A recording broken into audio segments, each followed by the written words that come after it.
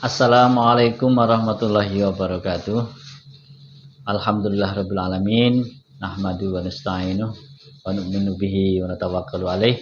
Wa nusalli wa nusallim ala rasulil karim wa ala alihi washabihi ajmain.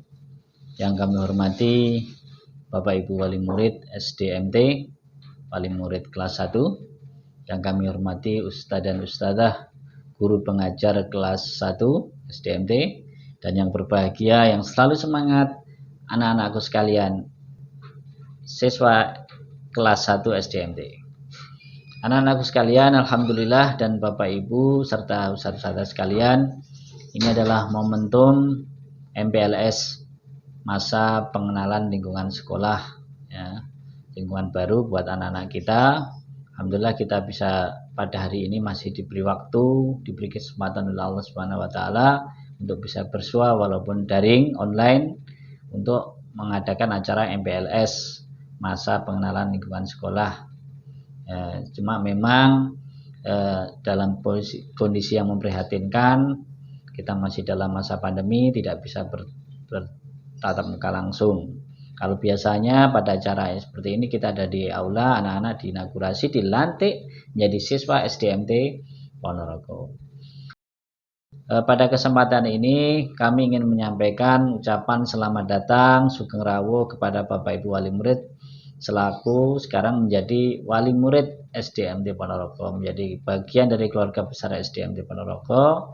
Dan selamat datang kepada anak-anak sekalian sekarang menjadi siswa-siswi SDMT Ponorogo, sudah tidak lagi menjadi siswa-siswi TK, tapi sudah menjadi siswa-siswi SDMT Ponorogo. SDMT adalah sekolah kalian, SDMT adalah rumah kedua kalian. Jadi kalau kalian berangkat ke sekolah itu sama dengan berangkat atau pulang ke rumahnya sendiri.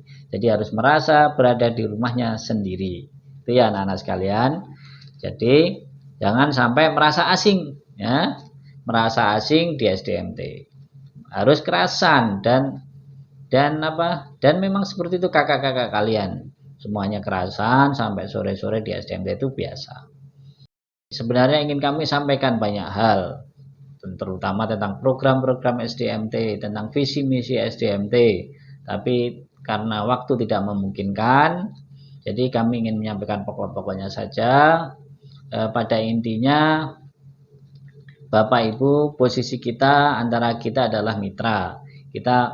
SDMT adalah mitra panjenengan dalam mendidik putra-putri panjenengan. Adapun tanggung jawab itu adalah sharing. Ketika di sekolah itu menjadi tanggung jawab kami selaku orang tua anak-anak di sekolah, dan ketika di rumah tentu menjadi tanggung jawab Bapak Ibu.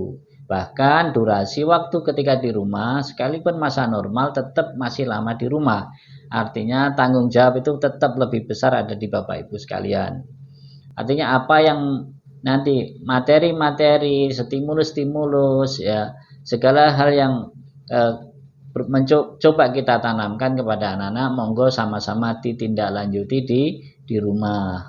Dan apabila ada hal-hal yang memang di sekolah perlu ditingkatkan, monggo disampaikan kepada kami, nanti akan kami evaluasi, kami tingkatkan. Pada intinya bagaimana pembelajaran anak-anak kita ini bisa berlangsung dengan efektif.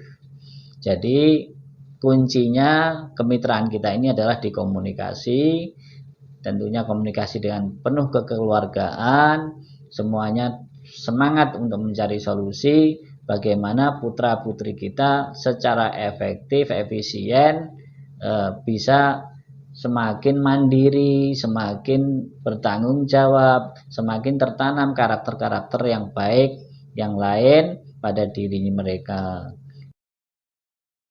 Yang kedua, tentang materi SDMT ini sudah mungkin banyak yang tahu. SDMT ini SD tetapi mungkin ada plus agamanya begitu. Itu gimana penjelasannya? Ini kurikulum SDMT tetap seperti nasional. KTSP, kurikulum 13, SNP, standar nasional pendidikan yang dengan 8 standar. Bagaimana polanya?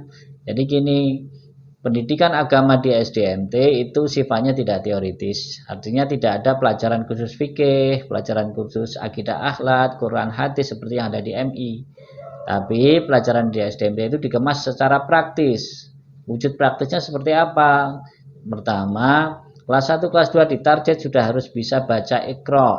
Artinya jilid 6, jilid 1, 2, 3, 4, 5, 6 itu tuntas. Di kelas 2 naik kelas 3 itu tuntas, bacaannya benar, baik, syukur kalau lancar, sesuai tajwid, makhrajnya udah benar. Nah itu namanya targetnya apa? Secara praktis anak bisa menguasai kemampuan baca Quran. Begitu bisa menguasai baca Quran, anak istilahnya bisa agak dilepas, bisa baca sendiri dengan benar dan dikembangkan untuk untuk yang berikutnya, bisa tartil, tahsin, tahfidz. Jadi basicnya, dasarnya ada di baca Quran.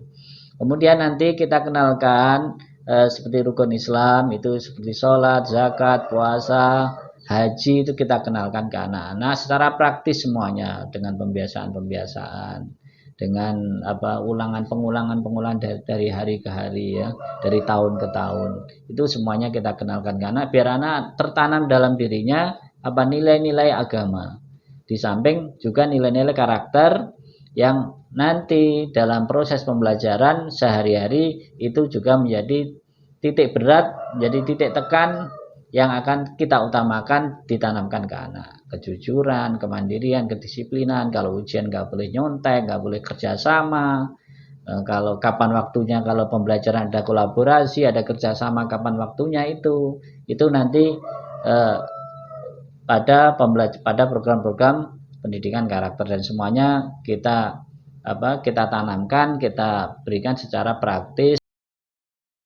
Terus ada sebuah pertanyaan, bagaimana SDMT terkait dengan pandemi ini, apa nggak tatap muka? Begini Bapak Ibu, keinginan yang pertama tentunya adalah tatap muka.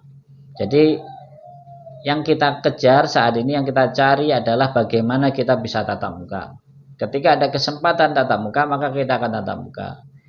Berhubung karena kondisinya tidak memungkinkan, sedang kita tahu hari ini ya, minggu ini di Ponorogo itu ada PPKM darurat sampai 20 Juli. Itu sangat sudah kondisinya memang sudah sangat genting sekali, maka tidak memungkinkan kita untuk mengadakan tatap muka. Jadi kita masih menunggu, kita mengikuti perkembangan dari waktu ke waktu, pun kebijakan SDMT nanti diputuskan dari waktu ke waktu mengikuti perkembangan yang ada, mengantisipasi turbulensi yang ada. Jadi kita tidak nyerah, tidak lantas online. Juga online pun akan kita cari bagaimana bisa efektif. Jadi tidak serta-merta langsung misalnya pakai Google Classroom, pakai Zoom, pakai apa ya. Mungkin kita harus video call, mungkin kita harus nanti ada kombinasi dengan agak luring, mungkin kita agak kombinasi dengan aktivitas-aktivitas tertentu. Pada intinya kita membidik bagaimana efektif dan efisien. Jadi tidak akan pernah sama, mungkin 2 minggu ini dengan 2 minggu ke depan, 2 minggu ke depan dengan berikutnya, kita akan lihat. Jadi kita selalu menggunakan trik-trik dan cara-cara yang sangat dinamis dan yang berbeda dari waktu-waktu, tinggal kita lihat situasi dan kondisinya. Nanti anak-anak akan mengikuti MPLS, masa pengenalan lingkungan sekolah, selama 7 hari, 6 hari ya. Berhubung karena masih pandemi seperti ini, jadi anak-anak masih online. Ini nanti akan ada pengenalan dari wali kelas 1, setelah itu akan ada pembagian daftar kelas, dan disusul dengan kegiatan dari hari ke hari selama sepekan, dan nanti setelah itu akan kita rilis kegiatan berikutnya. Oke Bapak Ibu sekalian, Ustadz-ustadzah, guru pengajar kelas 1 dan anak-anakku sekalian, ini pesan Ustadz kepada anak-anak sekalian, kalian tetap semangat ya, sekalipun masih online. Nah, nanti akan dihubungi oleh Ustadz-ustadzah, sementara akan belajar mungkin lewat HP. Ini selama ini kamu mungkin kalau di HP itu suka nonton game, atau mungkin nonton YouTube, nonton acara-acara anak-anak di YouTube, di HP. Sekarang HP akan menjadi teman belajar kalian. Di situ akan muncul wajah-wajah ustadz-ustadzah kamu, akan menemani belajar kamu, akan nanti pada saatnya kita akan bertemu langsung di sekolah. Itu ya anak-anak sekalian. Oke, Ustadz undur diri sekali lagi kepada Bapak Ibu, ustadz-ustadzah dan anak-anak sekalian. Nun wal qalam ya maesturun. Assalamualaikum warahmatullahi wabarakatuh.